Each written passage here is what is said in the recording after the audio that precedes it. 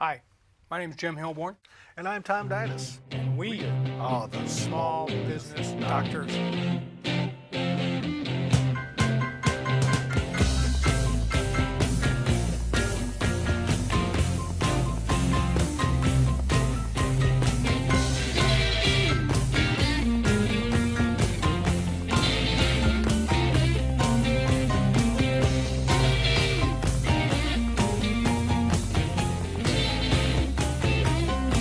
And I've been taking care of business every day. Taking care of business every way. I've been taking care of business. It's all mine. Taking care of business and working overtime. And our show's topic tonight is retirement for the self-employed and the small businessman. We're going to talk about all sorts of different options you can do that will make money and save you money at the same time. In the interest of your sanity and ours, we're not going to show you a bunch of numbers. We're going to talk in generalities, and of course, but we hope that we'll be interested enough, because this is really a topic that you need to start. The sooner you start thinking about it, the better you're going to like the outcome. And if you're thinking about providing any kind of retirement package for your employees, you need to start thinking about it, because there's good ways and there's bad ways to do it. My partner Tom here is a tax expert and a small business advisor. He's pretty much the guy that's really going to know more about this, and I'm going to ask him some questions, though, because I've got some trick questions. But That's what I need. It's not bad enough I got to deal with this. we can get him. But so, Tom, retirement options for the small businessman. I've just gone into business for myself. Things are looking pretty good. Okay, I'm thinking people who don't understand think that I might die someday or have to retire. They don't understand that I'm going to live forever. So, how do I approach this? Do I need to? If I'm 20, do I need to worry about it? If I'm 30, 40, how do we do this? Well, with retirement planning and pension planning, time works to your favor. The longer the time you have, the bigger advantages you can gain. You know, Einstein was once asked what he thought the most important equation was, and he said compound interest, because it starts really working to your advantage. And it's like the opposite of your mortgage payment. You know, that first couple of years you're paying like $3 on the principal and the rest is interest. When you reverse that and you start saving money, then that compounding of the interest works to your advantage. And with pension plans, you sort of supercharge that savings because it's tax deferred and tax deductible. So to give you an example, what I did was I mapped out, if you took $10,000 and put it in the pension plan today, all right, kept it in there for 25 years, Okay. got 6% rate of return for that period of time. If you kept that in just a regular savings account at the same amounts or an investment account, at the end of the 25 years, you'd have $26,800 because you're paying taxes each year on the earnings.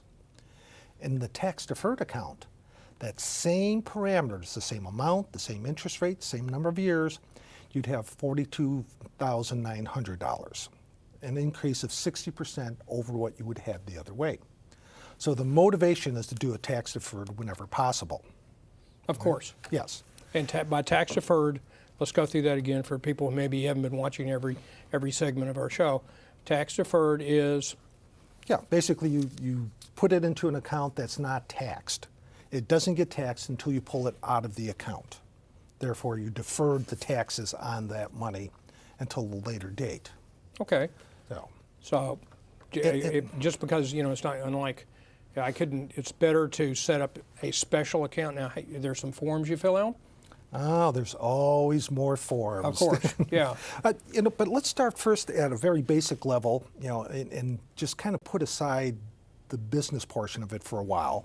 And let's just look at it as just set that aside. We'll get to that All right, in a we'll bit. get that a little bit Plus, later. you'll screw up my outline if we jump I around will. like this. I plan on it, so okay. And I'll be shuffling through papers, look like an idiot. No, don't say that.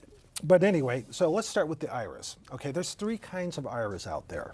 And there's the traditional IRA, there's a non-deductible IRA, which is not used anymore because it was available at one time, but that's been superseded by the Roth IRA, which has been getting a lot of press lately.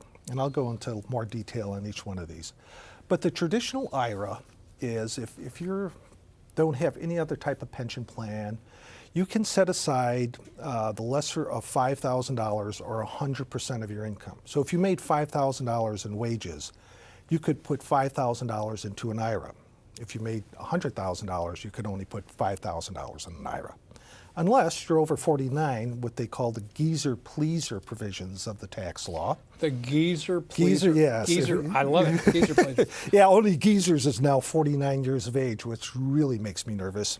Then you can add an extra $1,000 a year for you and your spouse if you're The filing young returns. geezers. Young Yep. geezers, yes. Let me just stop, and for those of you who maybe don't understand that sometimes it might be beneficial for a spouse who would not normally take a salary out of the business to take $5,000 and put it into a Roth IRA. Roth or a traditional. Or a traditional IRA, yes. Exactly. So, I mean, when you say that and you're going, well, somebody makes $5,000, they're not going to save $5,000, they're barely getting by, so. But the other spouse is making 100. Exactly. You can set this aside. You can do that. And that's part of, in this period of time that we're going to cover this topic, I can't cover, or neither can you, all the potential intricacies of a total tax plan with pensions and IRAs. I could tell you everything I know. Well, you could, yeah. Yeah, that'd be the first 2 minutes, and after that, I'd have to jump in and do it all. But yeah, there's all kinds of things you can do. And different pension plans have different amounts of contributions and different parameters to it. And so the starting point always is you can't go wrong with starting with just a traditional IRA. All right, so you put that $5,000 a year away. It doesn't have to be every year. You can do it on a monthly, withdrawal from your checking account. You're over 49, you got the extra $1,000. You could do that for each one. And that's $12,000 a year if you're both over 49 years of age. And that's $1,000 a month savings Yeah, for retirement. and Not bad. which is better than probably 80% of the people I deal with. Exactly. Most people, I'll get to it next year. And remember what I said about the time issue. The sooner you start, the much better you are off. Because if you want to retire at, and have, $50,000 a year in income, when you're 25 and you're setting away $1,000 a month, it's a piece of cake. But if you start when you're 55, it's very, very difficult. So unless you're an attorney, charging money is no amounts. object. Yeah, of no course. object at all. Now, the IRA becomes somewhat limited if either of you are working for somebody who's providing a pension plan for you. All right. Now, when the government gives us, So now we're employees. I'm an employee now. yeah, we're Okay. strictly employee status Okay. now. And this is the starting point because when you own your own business, you can be an employee of your business. That's right. And This so, corporation, we talked yeah, about that. we don't have to worry about things like covering the other employees for the retirement. We could, if we maximize the IRA, then we want to look at something else. But if we can't come up with more than the $5,000 or $10,000 a year, what's the point of going through any more hassles? Although there are some issues we'll deal with later. Like I said, we can't cover all possible contingencies. But if one member of the couple or both are covered by another retirement plan other than the IRA that we're going to do, the government starts phasing out the benefit of making that contribution. And what it is they set income levels. They say people who really can't afford to do it can do it. And the more money you make, the possibility that you can't make the contribution deductible grows and grows. So like on a joint return, if you got an adjusted gross income it starts at $89,000, Okay. all right, and then by the time it hits $109,000, it starts reducing on a percentage the amount that you can set aside. So at $109,000, you can't contribute to the IRA for the person who is covered by a retirement plan. Now, the other spouse doesn't have that restriction if they're not covered. But if they both are, then you lose the ability to make a deductible IRA at $109,000. Now, do not try to remember the amounts because they change every year. These are all COLA adjusted, cost of living adjustment. So every year, the government sits down, calculates out what they think the inflation rate was for the prior year, and then they adjust these numbers, these phase-out numbers. And I don't even come close to remembering any of them because there's so many and they're different for everything. Well, you have to look them up every year, in other words. Well, yeah, Yeah. and that would just clutter up the mind, which is a little Exactly. overloaded to begin with. So, and there's different limits for somebody who's joint return or single or head of household. and a special one for married filing filing separate, which is 0, because they start removing a lot of your tax benefits for a married filing separate return because they just don't like it. Now, All right, yeah, well, you know, there it is. yeah, they make the rules, so what are we going to do? Now, that's the traditional IRA. Now, the next is the Roth IRA. Now, this one's getting lots and lots of press, especially this year because there's a new conversion. And what people do is they take their old IRAs, roll it over into a Roth IRA. Rollover is just you take it out of your traditional account and put it into a Roth account, which is basically the same thing conceptually. You can do the same types of investing and get the same kind of reports. The only difference is the Roth is a non-deductible one. So what you're doing is you're taking stuff that you deducted and putting into this non-deductible account, the Roth. Now when you do that, you have to pay the taxes on all the money you withdraw from the IRA. And for, Even if you're rolling it over? because Okay. you're taking it from a deductible amount, you got all these tax savings. And when I told you about the 60% difference between in the pension plan or IRA and if you left it in a regular investment account, doesn't include the tax savings you would have had during that first contribution, which could have been $3,000 or $4,000, counting the state and federal. So you take this and you say, well, why would I do this? Why would I take money out and purposely pay more taxes this year? All right, why And would that's I a do good that? question. That's a fair question, yeah. That'll lead you to the water here. That's right. Okay. The reason why Duh. is at some point in time, after you, well, first of all, the government's trying to make it easier, especially for 2010 rollovers. You have 2 years to pay the tax. You pay it in 2 installments in the 2 years. All right. Then, if you leave it in there for at least 5 years, you can pull it out without paying any tax on it. Whereas, why would somebody do that? Now, there's several reasons. One is, younger people benefit the most because they have a longer time to wait, and the Roth is sitting Right. there, and they're earning a lot, and they pull it out tax-free. And then there's a thing called minimum distributions. When you turn 70, they look at them, if you don't need the money, if you don't need your pension, you're getting enough through Social Security and other earnings and then say a different pension or whatever, military, you don't want to take any out of there, but the government says if you're 70 and you're a male, you'll live for another 25 years, so you need to take X amount out each year, and it keeps going up. Well, you don't have that particular provision with the Roth IRA. So you could just leave it in there, and and not ever have to pull it out. And So then you if, could you, and if you died, it goes into your estate, and it's subject to an entirely different tax rate. Right, and it goes to the beneficiaries. Another one is we're having bad economic times right now. So what if you have a huge business loss? Right. Or you have no income for the year. You take all this money out of the IRA, well, your tax rate maybe is 0 or very small. Take it out of it, and it's a great time to pull the money out of your IRA, tax-free, because you have losses and other tax benefits for the year, and put it into the Roth. Well, now you've converted something that would have been taxable no matter when to something that won't ever be taxable at all, especially if you leave it there long enough. It's got to be 5 years or more. Another thing is if you have, these are investment accounts, the IRAs, Right. and let's say you've taken, what was last week when the stock market dropped 1,000 points in like 15 minutes, and say something like that happens, so you have all these undervalued assets in your investment account. Well, you're going to pay very little tax on it, roll it over, and then the appreciation and the gain of it won't be taxable because you're going to pull it out of a Roth. Another nice reason to do it. Okay. And then also you might be just starting into a new profession, a new business, and you expect to make a lot more money. You're going to be in higher brackets later, so you take the hit now at a lower tax rate, and hopefully you're in a much higher one later and make money on the differential between what you pay later today as opposed to what you would pay later. Okay. Yeah, that makes sense. All right. Now, one of the restrictions with the Roth, and it's something that gets to be a real problem, is that in the year you make the Roth contribution or the rollover, your adjusted gross income cannot exceed $100,000. excluding the rollover amount.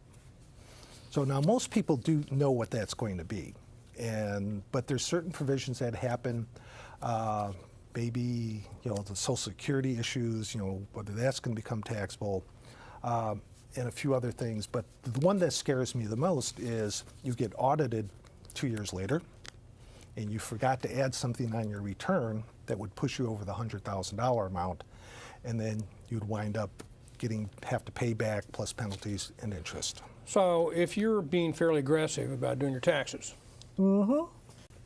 and you then can look and say, okay, if I get audited, and when we talk about being aggressive, we're not talking about doing anything wrong. We're simply talking about taking every deduction and some of those deductions may be disallowed. I mean, and that doesn't mean you've done anything wrong. Or maybe you lose your records, a couple years down the road. You don't have substantiation. You're going to have deductions disallowed for whatever reason. So you got to kind of game that out. So right now we've talked about a traditional IRA and a Roth IRA. Right. If I were just going to start today thinking about a little late for me. If I were, work till you die. If I were 30 years old, starting in small business, and I said, okay, I've got a little bit of money to put aside. What would be traditional or Roth? Would there be? Could you say? I'm going to put it all aside here and go to the crux Could of we the just matter. get down to the Reader's Digest version, just for those two things? Yeah, Okay. tax planning light. Here's the problem I have. If you look at all the financial analysis of a traditional IRA versus a Roth, played out from beginning to end, the Roth is a much, much better deal. Okay. But it's based on one what I consider shaky premise. I've been doing taxes over 25 years. I've seen probably 30 significant changes to the tax law, of which probably 8 of them were major. Would you be willing to bet that in 25 years, the tax law will be comparable to what it is today, considering all the stuff we're doing with bailouts, 2 wars, helping fund other countries' bailouts, and or things happening we don't even know about. No, I would say that it's almost impossible to predict. What happens in 20 years? We go to a value-added tax, which Europe is very fond of. Europe has If been they using like it must be great. Oh yeah. Well, it is for them because you don't know how much in taxes you're paying. What happens is at every level of production, the company that improves the product adds some value to it. Takes it and adds something onto it, whatever. The value they add to that product before they move it on to the next layer of production, they pay a tax on that amount. Well, we as taxpayers we're not writing a check for that tax. Right. It just shows up that everything we have costs so much more and we don't really know why. It's basically a sales tax, that's right. Yeah, but it's well-disguised sales tax. You don't pay at the end point, it doesn't pay it necessarily. Right, yeah, you're not writing the check, so. And so I tell clients, so why take that chance? Okay. In tax planning, because of, we're kind of in a system out of control. The stock market's going up and down, currencies are realigning, you take your planning as far as what you can get in place now, and let's worry about next year. Okay, next so year, 2010, that's us right now. Yeah. 2010, and we don't know where the heck we're going. Right. So I would use a traditional IRA, get the tax savings this year, because if you put in $5,000, you could save maybe $2,000 or so. Yeah. Put that in your pocket and invest that in something else. Sure. So now all of a sudden you bootstrapped yourself into multiple investments. To me, it just makes a lot more sense. But like I said, when you look at the projections, they'll make a great case for the Roth, and it does look good. But it's based on, I think, a flawed model. Okay. All right. All right, that's good. Okay, now there a couple other things. The conversion has to be done, either trustee to trustee, which I always advise, which means you just have one company send it directly to the other company when you do a rollover. There's another one where you can take the funds and then you move it personally, but there's a 60-day restriction, and too many people have had problems with that to even consider it. Yeah, you're going to need, if you're in a one, then they're going to know that. They're going to know how to do that for you. If you tell them you're going to be rolling over, they're going to say, okay, where am I sending the money? Okay. I think we beat that to death. Now let's just do a quick, let's do. That was fun, really. That's 15 minutes I'll never get back, but all right. I'll see. That's how good it was. Yeah, we're down. It's actually 30. Oh, all right. Yeah. Okay. Well, now let's look at the next most popular, or maybe not popular, but common type of retirement. Actually, this is important. It's the It is important. You got to know this stuff. Yeah, and there'll be a test later. You'll get it. Yeah, in the well, mail. that's right. We're going to come and to your house. And the census guys will come around and pick it up. That's right. But anyway, it's the 401k plan, which you hear a lot 401k, about. okay. Yeah, and 403 something or other when it's for a nonprofit. Yeah. So. And public employees too. Yeah. Right. Yeah. Now, in that one, it's a combination salary deferment thing, which means is that you tell your employer, I want X amount of dollars withheld from my paycheck. You know, All right. I and want you can $100 a month taken out of my paycheck. Yeah. All right. And you can take a maximum of $16,500, or once again, 100% of your compensation, when we talk about the spouse on the payroll, as a deduction.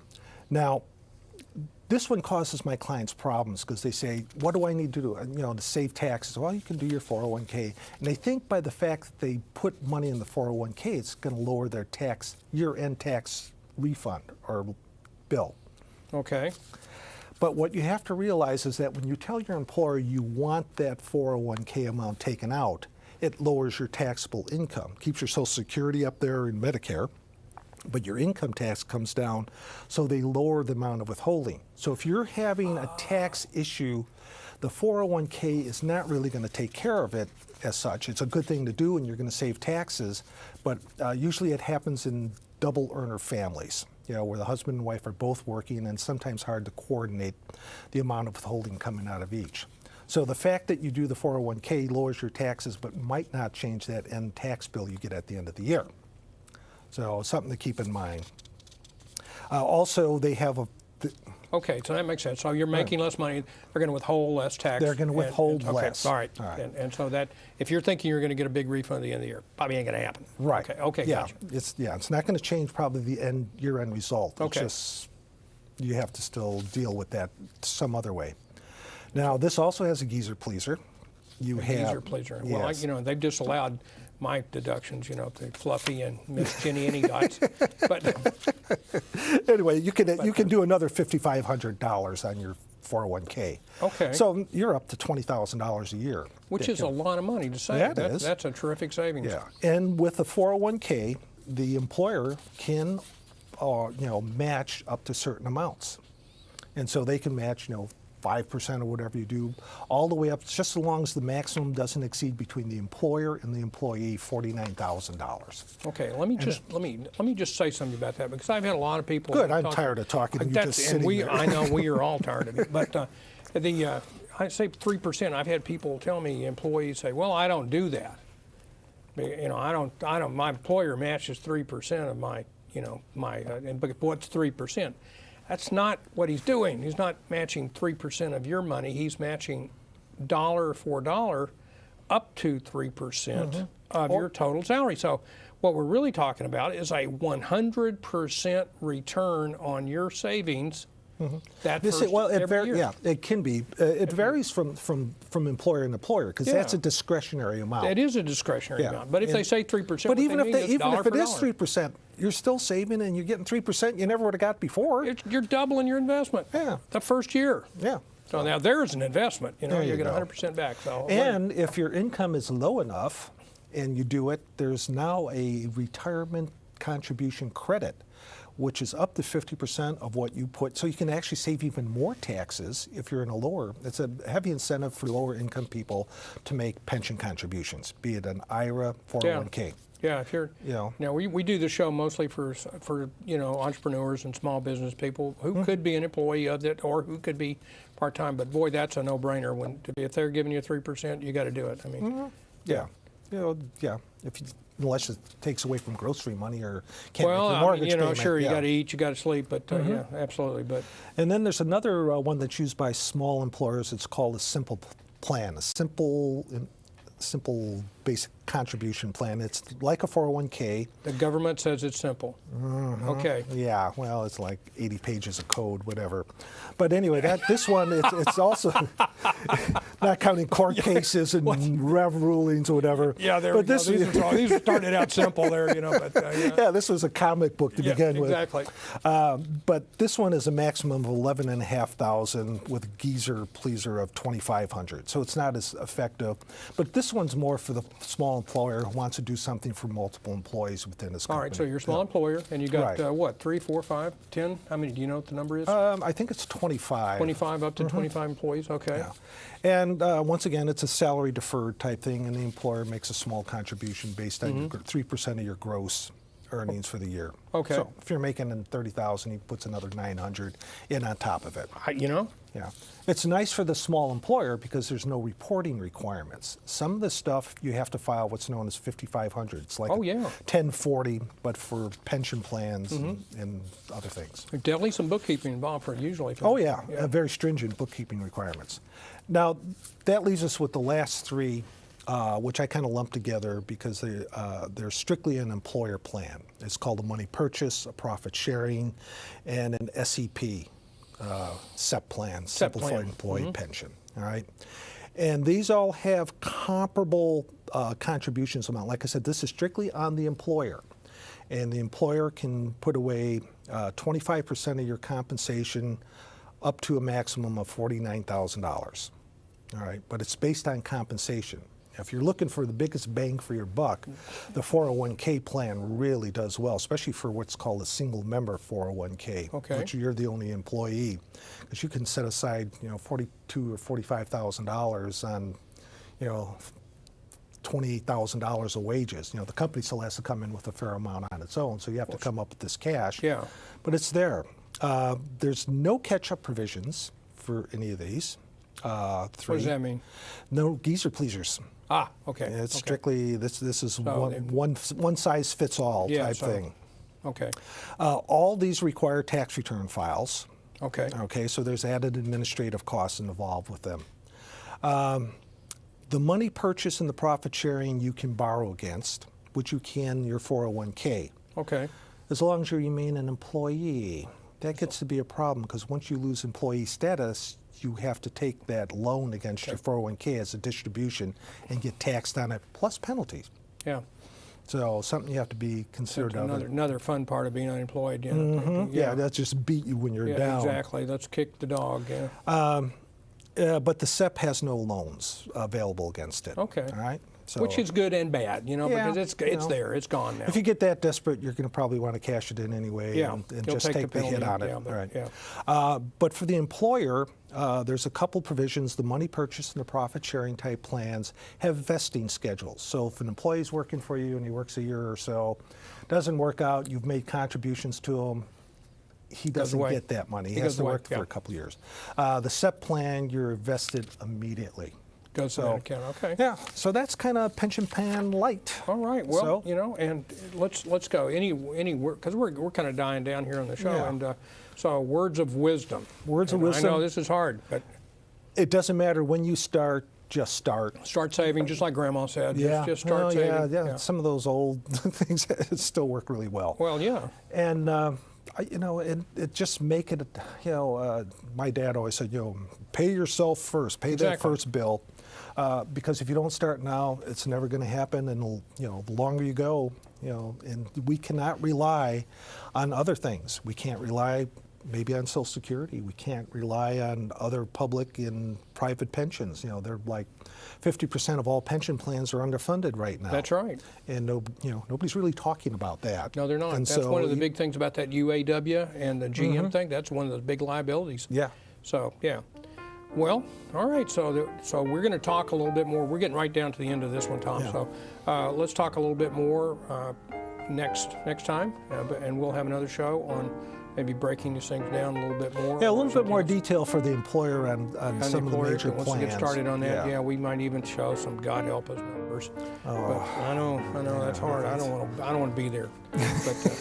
But maybe you can call that one in. We'll just do you from remote. Yeah, I'm going to be sick that day. Okay.